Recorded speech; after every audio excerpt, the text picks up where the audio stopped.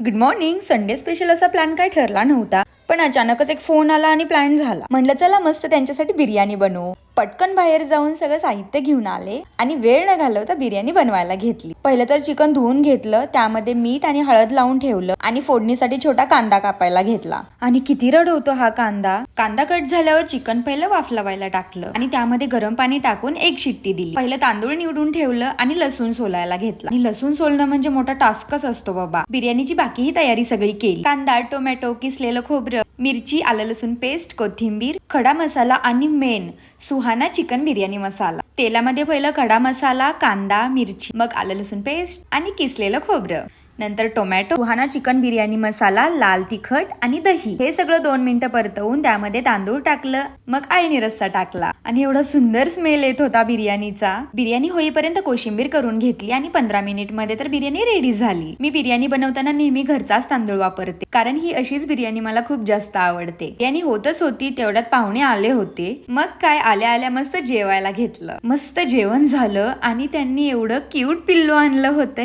ते एवढं क्यूट होतं की त्याला सोडायची इच्छाच होत नव्हती. असं वाटत होतं की त्याला इथंच ठेवून घ्यावं. ऑफिसमुळे ते काही शक्य नाहीये. भेटूया नवीन व्हिडिओ मध्ये. Okay, bye.